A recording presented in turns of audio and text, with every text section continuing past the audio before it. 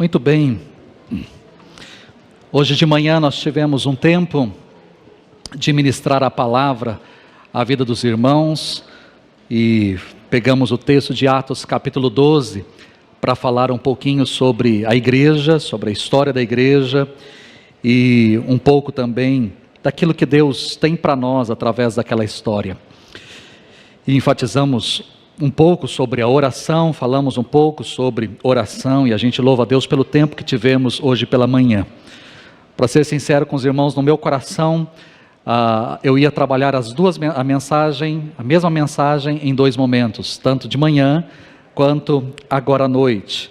Mas, vou ser sincero, eu não imaginei que ia ser transmitido hoje pela manhã. E aí eu fui pego de surpresa quando a gente estava aqui, apesar de ter orientado os irmãos lá no final do mês, e aí no mês passado, e aí quando eu estava aqui na frente eu vi que o culto ia ser transmitido. Falei, então agora eu preciso ir para casa e preparar uma nova mensagem para hoje à noite, né? Então eu quero trazer um novo texto, uma nova palavra para os nossos corações, um texto que sempre fala a minha vida. Preguei não essa mensagem, mas em cima desse texto há 6 anos, e é um texto que segue a minha vida, que fala ao meu coração, e eu quero falar um pouquinho sobre tempos de restauração. Eu quero que você leia comigo, eu não vou ler sozinho, mas eu quero que você leia comigo o texto do Salmo 126, podemos ler juntos, bem forte, bem bonito, vamos lá? Quando o Senhor restaurou a sorte de Sião,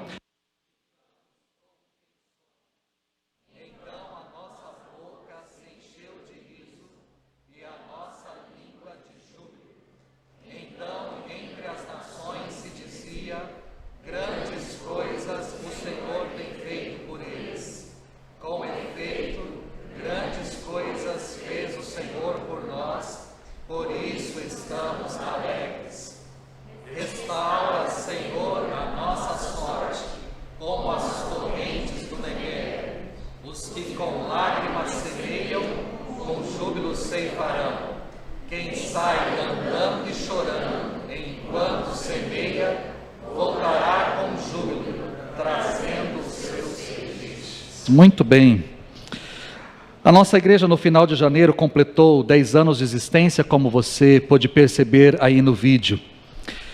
Ao longo deste mês de fevereiro, nós recebemos diversos pastores para ministrar ao nosso coração, ao coração da igreja. Não houve uma temática específica, não houve um tema específico.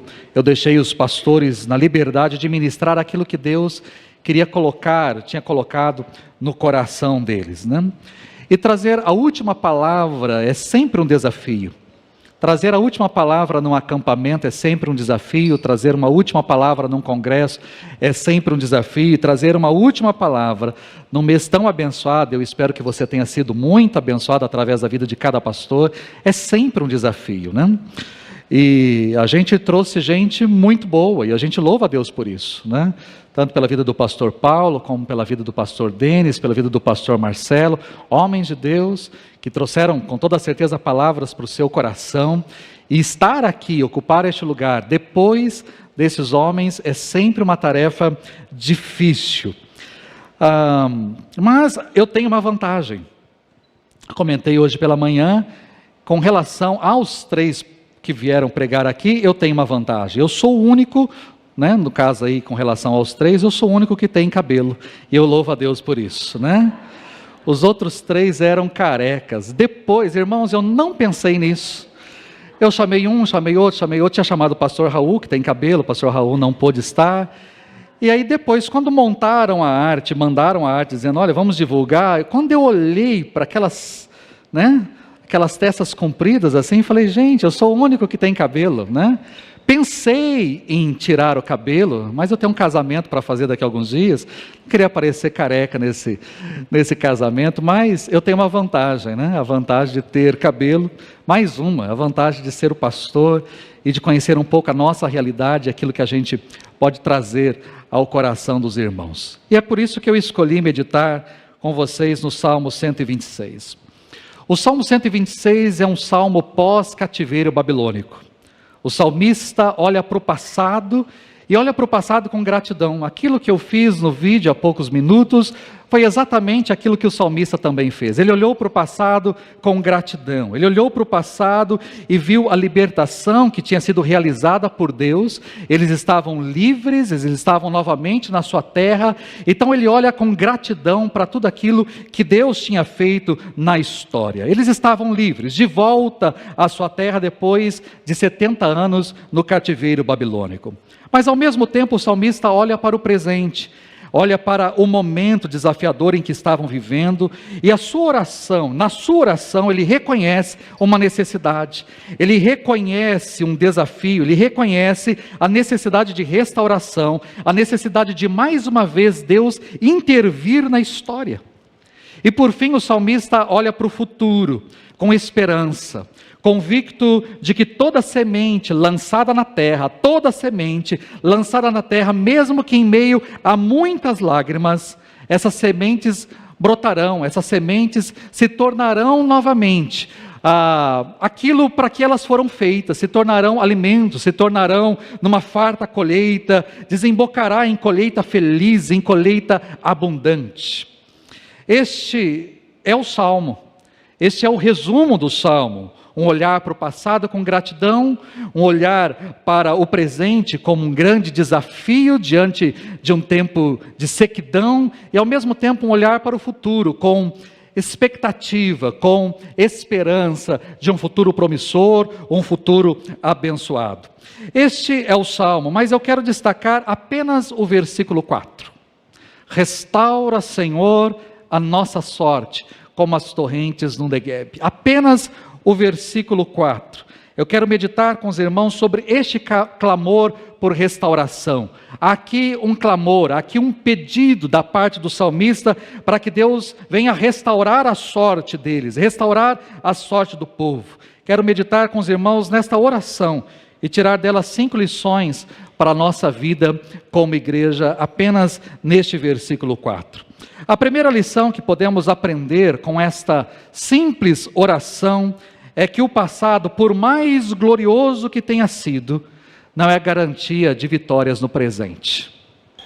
As vitórias do passado não são garantias de sucesso no presente, né? A gente pode olhar para a seleção brasileira, não é verdade? E a seleção brasileira que viveu períodos maravilhosos na década de 60 e 70, que chegou ao tricampeonato, ficou 24 anos esperando ser tetra. E eu fiz parte da geração do tetra.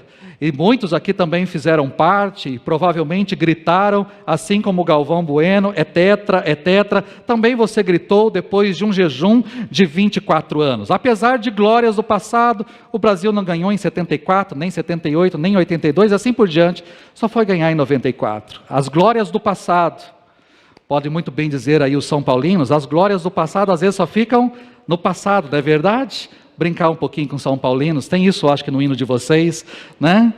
Então, tem glórias no passado, mas os São Paulinos ultimamente não estão com tantas glórias assim. Ou seja, vitórias do passado não são garantias de sucesso hoje.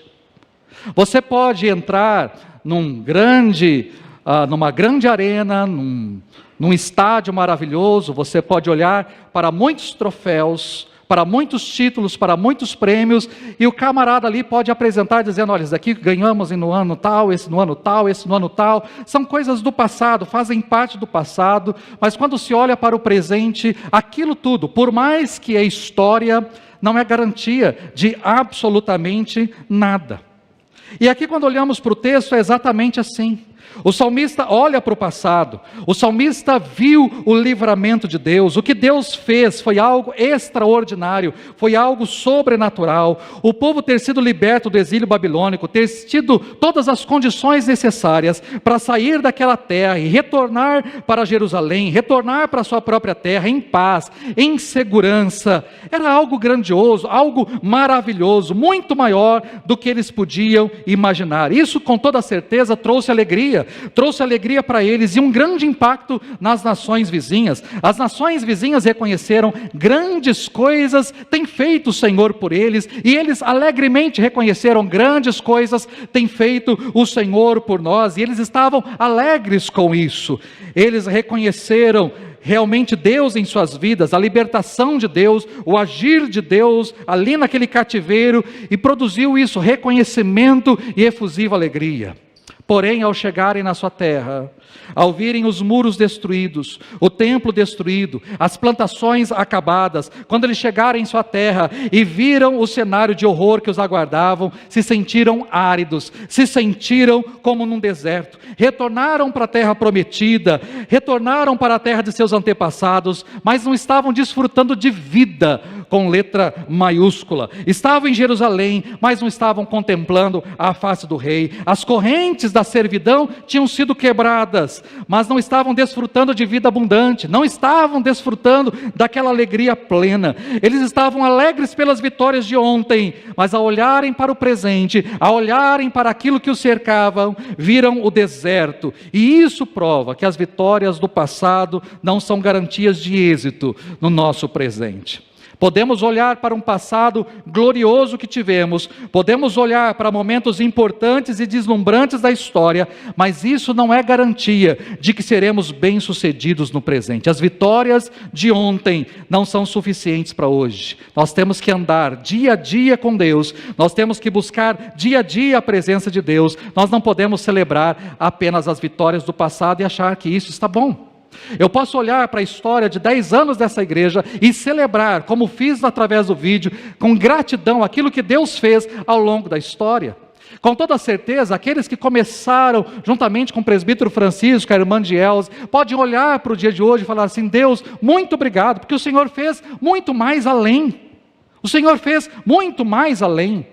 O Senhor abençoou a nossa história, como o pastor Aurílio diz, os recursos, tudo aquilo que foi investido, as doações, as ofertas.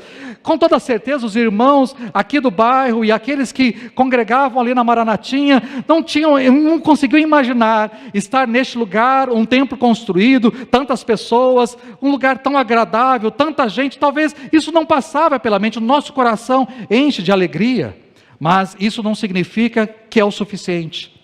Faz parte do passado, nosso coração se alegra com isso. Temos que reconhecer a ação de Deus, a manifestação de Deus, o agir de Deus ao longo da história da igreja, mas isso não é o suficiente, não é garantia de vitória no presente, não é garantia de vitória no futuro. Não é isso, mas é o buscar Deus, é o estar na presença de Deus.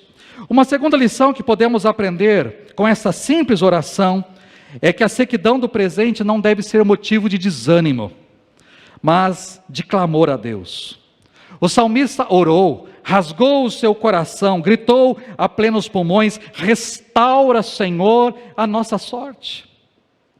Devemos enfrentar a carranca da crise não com murmuração, enfrentar a carranca da crise não com melancolia, não com nostalgia, como o pastor Marcelo pregou domingo passado na parte da manhã, mas devemos fazer isso com clamor, enfrentar as crises, a sequidão, aquilo que nos cerca, mas com clamor, com oração, com busca da presença de Deus. Se Deus se apiedar de nós, se Deus tiver misericórdia de nós, nosso deserto pode florescer. Se Ele se agradar de nós, os nossos vales áridos poderão se encher de trigo novamente, os nossos desertos secos podem transbordar de vinho. A crise deixa de ser uma sentença da nossa morte, uma sentença de derrota, para ser um território onde Deus pode agir, onde Deus pode trabalhar, onde Deus pode fazer. Mas não é com murmuração. Eu sei que a crise abate todo mundo, a crise vem sobre todos. A pandemia, por exemplo, veio sobre todos nós, atingiu o nosso trabalho, atingiu o trabalho de muitas pessoas, atingiu recursos financeiros de muitas pessoas, como atingiu a igreja, atingiu frequência, atingiu planejamento, programas, tantas coisas que tínhamos em mente, tínhamos em coração, e nós deixamos na gaveta, deixamos na geladeira, no freezer, para o momento certo a gente fazer, mas com toda certeza abalou a todo mundo, a todos nós. A todos nós. Mas eu não posso olhar para a crise, para o momento de sequidão, o momento que estamos passando e murmurar, ou lamentar, ou ficar dizendo, se não tivéssemos tido a pandemia, ou se nós tivemos e não tem o que fazer. Eu não posso ficar pensando que se nós não tivéssemos a pandemia, nós já estaríamos com células, ou nós já estaríamos com grupos assim, ou nós já teríamos tantas pessoas, ou nós já teríamos começado a construção, ou qualquer coisa nessa direção. Eu não posso ficar no se tivesse, se não tivesse. Não, teve, aconteceu, veio sobre mim, veio sobre você, ficamos doentes, muitos de nós, passamos por enfermidades, passamos por lutas. Vimos no vídeo a Valdineia, uma das diaconisas dessa igreja, que faleceu por conta do Covid. Nós tivemos perdas, tivemos situações complicadas, mas eu não posso ficar olhando para trás e ficar pensando que se tivesse ou se não tivesse, ou ficar olhando para trás e dizendo assim, porque naquele tempo era um tempo bom. Aos nostálgicos, não, porque quando o púlpito era naquele canto era muito bom, ou quando apenas tinha um louvor, um violão era muito bom, ou quando era o pastor tal era muito bom, ou quando era assim era muito bom. Queridos, não é tempo de nostalgia, não é tempo de melancolia, não é tempo de murmuração, mas é tempo de nós clamarmos a Deus. O momento que estamos vivendo é tempo de colocarmos os nossos joelhos no chão e de buscarmos a presença de Deus. Nós vivemos tempos de sequidão, tempos sombrios, tempos de esfriamento espiritual, tempos de esfriamento do amor, vivemos tempos de isolamento, de distanciamento, de medo, de pavor, tempos de abandono da fé, tempos de abandono do convívio com os irmãos, vivemos tempos de angústia, de dissabor. Mas como igreja, não é hora de lamentar, não é hora de murmurar, não é hora de reclamar, não é hora de sermos nostálgicos ou melancólicos, mas é hora de botarmos o joelho no chão, o rosto no pó e clamarmos a Deus pelo futuro que está por vir. Esse é o tempo, esse é o tempo. Uma terceira lição que podemos aprender com essa simples oração é que a restauração não é obra humana, mas ela é divina. O salmista pediu ao Senhor, a sua oração foi ao Senhor: restaura, Senhor.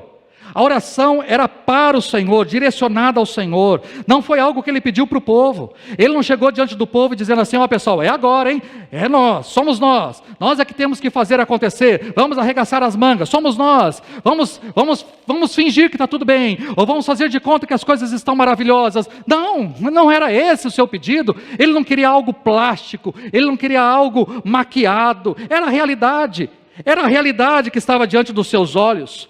E ele entendeu que não é o povo que pode restaurar, não somos nós que podemos restaurar a nós mesmos, não somos nós que podemos perdoar a nós mesmos, nós não podemos terapeutizar as nossas próprias feridas, e nem reavivarmos o nosso próprio coração, mas é o Senhor. Nós não podemos produzir avivamento, o avivamento não vem de nós, e todo avivamento que vem de homem é apenas barulho, é apenas bagunça. O avivamento verdadeiro vem do céu, é do Senhor que vem, é Ele que derrama, é Ele quem faz, é Ele quem age, é Ele. Então nós precisamos reconhecer, e a nossa oração precisa então subir aos céus, porque é Ele, é uma obra divina. Nós podemos procurar métodos, nós podemos estabelecer normas, regras, decretos, leis, mas isso não pode trazer avivamento. Nós podemos estabelecer uma bela agenda, como conselho da igreja podemos dizer: vamos fazer isso porque as pessoas gostam, vamos fazer aquilo porque as pessoas vão se entreter e vão gostar, vamos fazer isso porque pode gerar comunhão, vamos fazer isso porque as pessoas podem querer orar mais,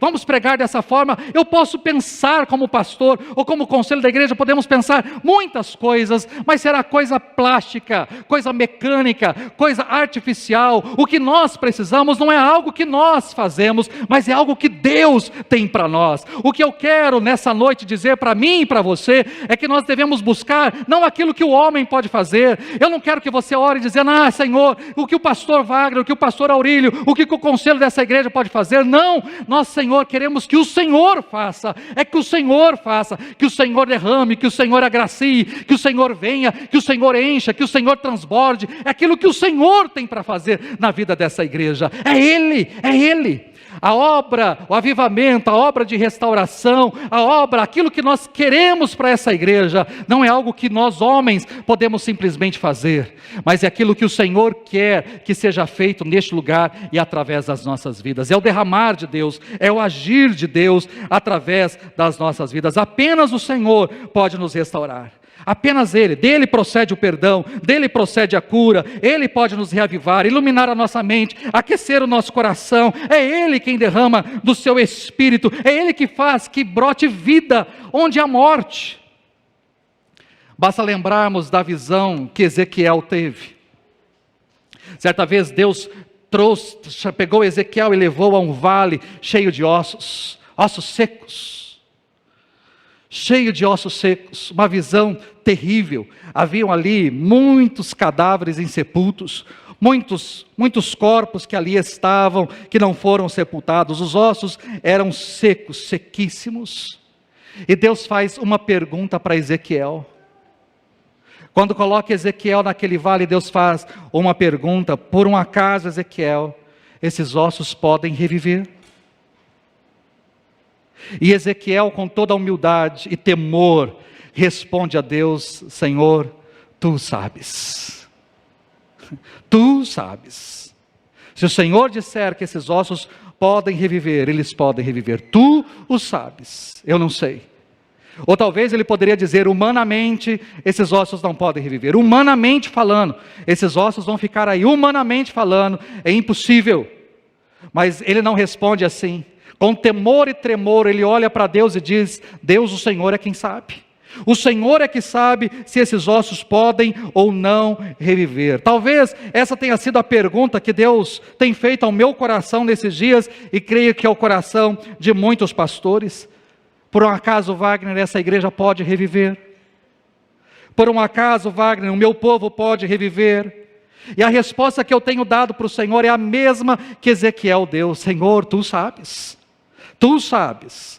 Eu posso trabalhar, aquilo que o Senhor mandar eu fazer, aquilo que estiver no seu coração, eu posso fazer, mas o Senhor é quem sabe. Tu sabes se esses ossos podem reviver. Tu sabes qual é o futuro da igreja. Tu sabes qual é o caminho da igreja. Tu sabes, afinal de contas, a igreja é sua, não é minha. Tu sabes aquilo que é o melhor, aquilo que é bom, aquilo que será bênção para a vida da igreja. O meu desejo é que sejamos uma igreja vibrante, uma igreja impactante, cheia da presença de Deus, transformadora, referência para essa cidade e para o mundo. Mas eu preciso deixar claro: é o Senhor que tem que fazer, não sou eu que tenho que fazer. E eu tenho então que clamar, simplesmente clamar ao nome do Senhor e clamar: restaura, Senhor, restaura, porque o Senhor pode fazer isso. Uma quarta lição que eu posso aprender com essa simples oração é que a restauração não é fruto das mãos que trabalham, mas de joelhos que se dobram. A oração é a arma mais poderosa que temos. Trabalhei um pouco isso no culto da manhã. A oração une a fraqueza humana à onipotência divina. A oração une o altar com o trono do céu. A oração move o braço que move o mundo. A oração move o braço que move o mundo. Pela oração, Deus nos restaura. Pela oração, o fraco é fortalecido. Pela oração, o caído é levantado. Pela oração, a igreja apática é reavivada. É pela oração. Pela oração.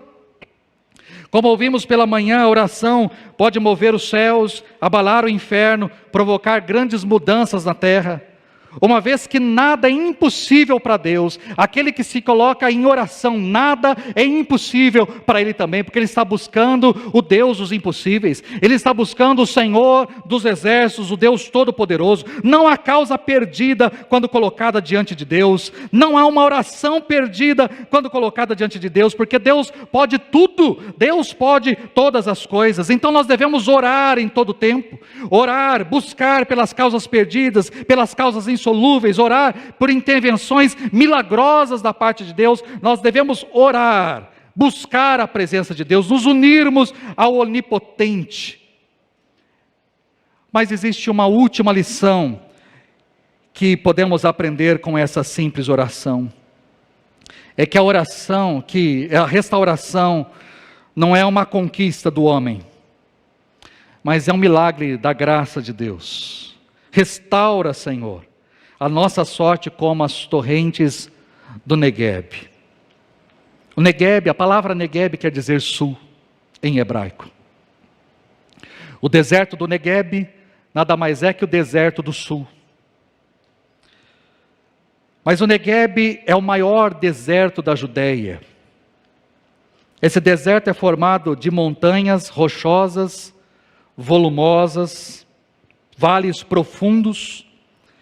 É um território inóspito, um território perigoso, que experimenta um fenômeno extraordinário. Durante 11 meses, esse deserto não vê uma gota de água.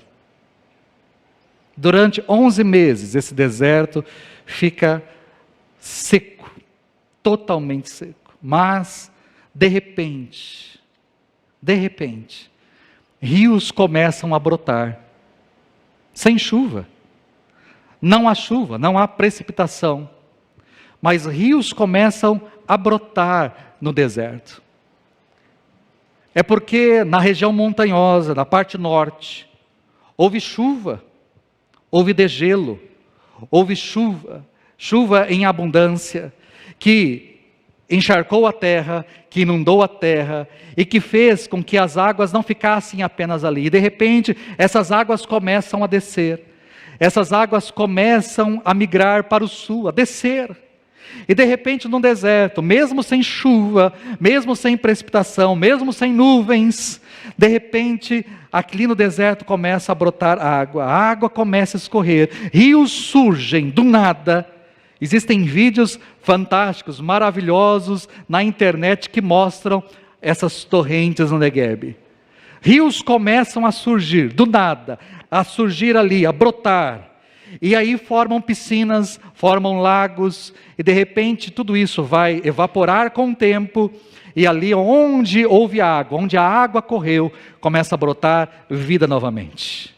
Essa região não é uma região de plantações, é uma região pastoril, uma região onde gado é criado, onde ovelhas são criadas. Então, a pastagem que brota exatamente desses lagos, ou desses rios que correram por pouco tempo, mas correram, trouxe vida novamente à terra, fez com que a terra brotasse, novamente tivesse êxito, e aí isso vai durar para mais um ano, para que os animais tenham alimento, para que todas as pessoas possam sobreviver naquela região. Ocasionalmente, essas águas descem os morros, rasgam as entranhas do deserto, e por onde passam, trazem vida, fazem tudo florescer e frutificar. O que o salmista está orando e pedindo é isso: Deus, faça isso com a gente. Nós estamos vivendo tempos de sequidão, mas a minha oração é: faça como o Senhor faz no Negueb. Assim como o Senhor traz água de forma sobrenatural, de forma miraculosa, de forma linda, que o Senhor também traga água, traga refrigério, traga vida, restaura a nossa história, restaura a nossa vida, restaura o nosso ânimo, restaura o nosso vigor. Ele louva a Deus, ele glorifica a Deus pela libertação, pela viagem, por poderem estar na terra, mas há uma necessidade de um novo milagre, de um novo agir de Deus. Eles iriam trabalhar, plantar, reconstruir, o que estivesse ao alcance de suas mãos, eles iriam fazer. Mas a restauração não é uma conquista de homens, a restauração é agir de Deus, é milagre sobrenatural de Deus. No 10º aniversário dessa igreja, é tempo de clamarmos. É tempo de clamarmos. Temos um passado lindo, mas estamos vivendo um momento, um presente de sequidão. Talvez você possa olhar para essa noite e falar: não, pastor, a igreja está cheia. Eu estava conversando com um pastor, amigo, alguns dias atrás, e perguntava para ele: como é que vai a sua igreja? Aí ele me falava: pastor, lá na minha igreja tem X cultos aos domingos. Nós temos pegando a média dos cultos, nós temos tantas pessoas. Nós temos uma média de 300 pessoas por culto. São 1.200 pessoas nos cultos que temos aos domingos. Mas se retirarmos aqueles que são visitantes, que não são membros, nós temos aproximadamente 900 membros, 800, 900 membros nos cultos. E eu falei, e aí, pastor? Ele falou, e a pergunta que eu me faço todo domingo é, onde estão os outros 2.000? Se temos 800, 900, onde estão os outros 2.000? Conversando com o pastor Denis, há 2 semanas, pastor, a gente se desdobra. E eu estou cansado. A gente se desdobra. A gente inventa, a gente faz, a gente chama, É uma cidade pequena, 17 mil habitantes. Eu falei para ele, então você imagina numa cidade desse tamanho, com tanta coisa que tem para se fazer. Numa cidade pequena, 17 mil habitantes, quantas pessoas tem no culto? E quantas não estão lá? É tempo difícil. Meu coração é que a igreja tivesse muito mais que essa quantidade, não só todos os domingos à noite, mas todos os domingos de manhã. Nós temos membros para encher essas cadeiras 2 vezes, no mínimo, 2 vezes por domingo. Eu estaria disposto, e estou, a ir até se for necessário para um 3º culto. Mas eu não posso perder pessoas. A minha preocupação no vídeo que eu fiz não é com estrutura. A gente pode construir, pode ampliar, pode fazer coisas lindas, mas a minha preocupação é com pessoas. É diante desse nosso presente que nós precisamos clamar a Deus, dobrar os nossos joelhos, buscar Deus através da oração. Precisamos orar para que o Senhor restaure a nossa sorte. Como pastor, eu poderia dizer para você o seguinte: se não tivesse a pandemia, talvez a gente estivesse num outro patamar, num outro nível. Mas Deus permitiu. E Ele quer nos ensinar algo através desse momento que nós estamos vivendo. Desse momento. Mas a minha oração é para que Deus transforme o nosso deserto em terreno fértil. Para que Deus derrame daquilo que Ele tem para derramar. Para que o povo de Deus seja despertado. Para que o milagre aconteça nas nossas vidas. Eu posso dizer que a Maranatinha foi um milagre. E o fato de estarmos aqui, como igreja organizada 10 anos depois, é um grande milagre de Deus. Mas eu não quero viver de milagres do passado. Eu quero experimentar milagres novos da parte de Deus na minha vida. Eu quero que essa igreja experimente milagres novos. Deus fez muito na nossa história, mas eu creio que Deus tem muito mais para fazer ainda na nossa história. Nós vamos semear com lágrimas, mas cremos que nós iremos colher com muito júbilo em nome de Jesus. E que você faça parte disso. Que você busque ao Senhor nessa direção. Feche os seus olhos por enquanto, curve a sua cabeça.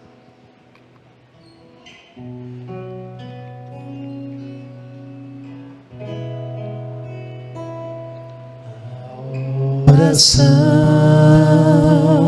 encontro calma. Na oração, encontro paz. Orar a Deus faz bem a alma. Falar com Deus me satisfaz. Falar com Deus, que privilégio. Abrir a alma ao Criador, sentir que os céus estão abertos e ouvir a voz do Salvador.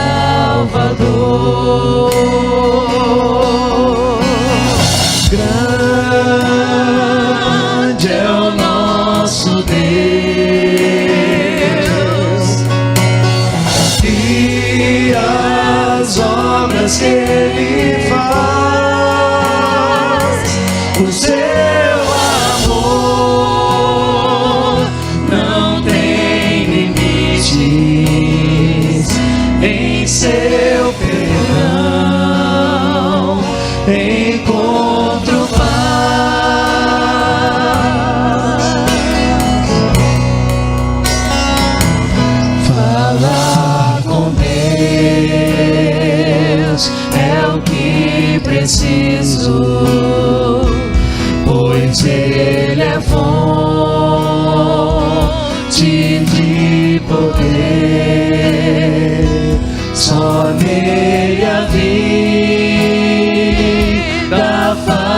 sentido, pois vida, forças pra viver. Grande é o nosso Deus, e as obras que Ele faz, o seu amor não tem limites. Em seu perdão encontro paz. Grande é o nosso Deus, e as obras que Ele faz, o seu amor não tem limites. Em seu perdão encontro paz. Eu normalmente não faço isso. Creio que fiz isso nesses 6 anos apenas uma única vez. Mas se você puder, aqui em cima, os irmãos embaixo, os irmãos em casa, eu gostaria de convidar você a dobrar os seus joelhos. Nós vamos clamar ao Senhor. É tempo de orar. É tempo de orar. A igreja está limpa. Você pode ajoelhar aí se você puder. Se houver algum problema no seu joelho, tudo bem. Mas se você puder, dobre o seu joelho. Nós vamos orar ao Senhor. Nós vamos clamar ao Senhor. E eu quero que você ore a Deus por esta igreja.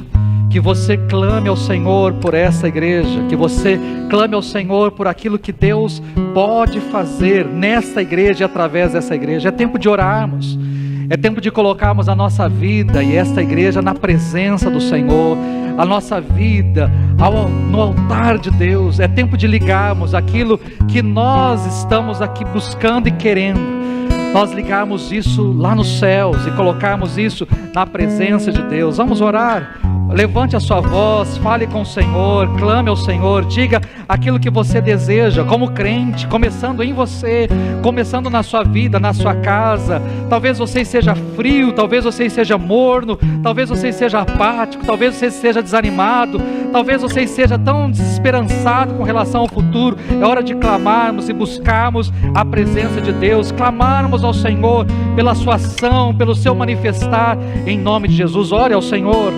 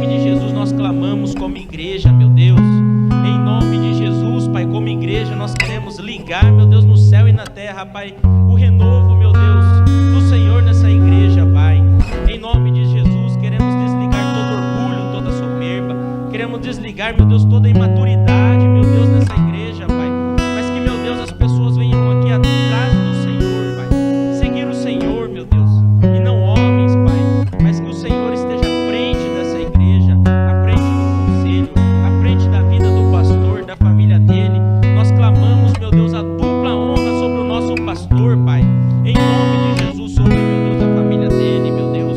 Em nome de Jesus, meu Deus,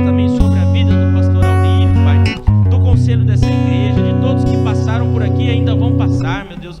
Deus, agora queremos clamar que seus anjos visitem, meu Deus, cada membro aqui, meu Deus, cada membro que não está presente. Deus, envie seus anjos nessa cidade, Pai, visitando cada membro, meu Deus, ardendo, trazendo, meu Deus, em nome de Jesus, trazendo, meu Deus, aquilo, Pai, que o Senhor, meu Deus, deseja sobre a vida deles. Visita, meu Deus, cada casa, de cada membro, que eles sintam, meu Deus, vontade, meu Deus, de estar aqui, meu Deus, presente. Todo esfriamento caia por terra, Pai, em nome de Jesus, mas que aqui, meu Deus, os membros venham, meu Deus, voltem, meu Deus, ao Senhor. Deus, muitas coisas, assim como o pastor disse, Pai, tem muitas coisas para se fazer, meu Deus, mas o mais importante é buscar ao Senhor, e que todos os membros e as pessoas reconheçam isso.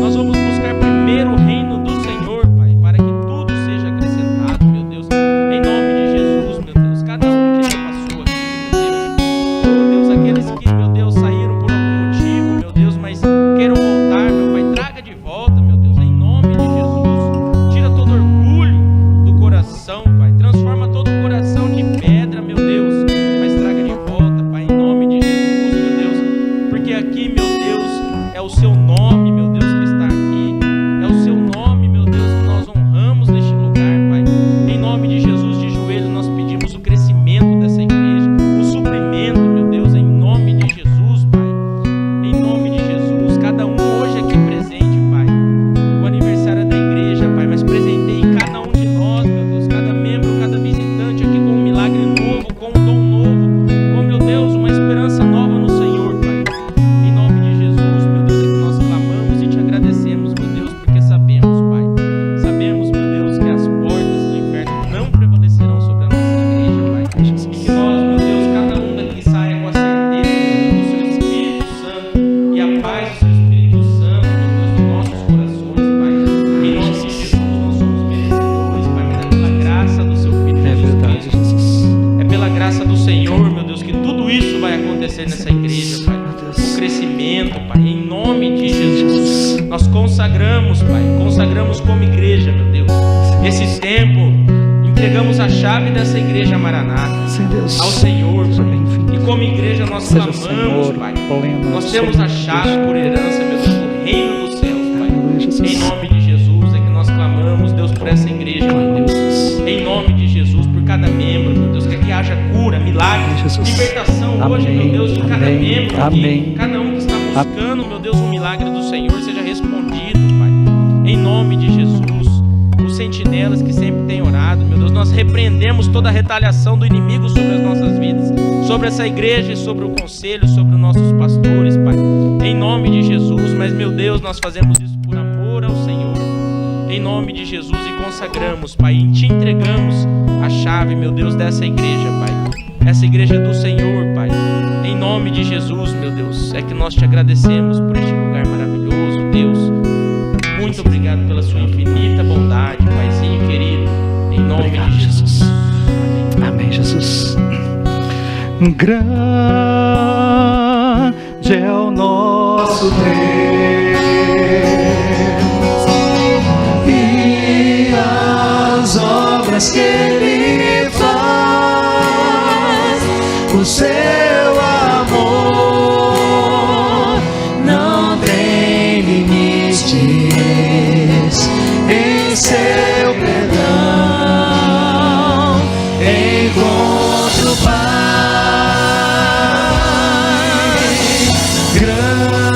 Grande é o nosso Deus, e as obras que Ele faz, o seu amor não tem limites. Em seu perdão encontro paz.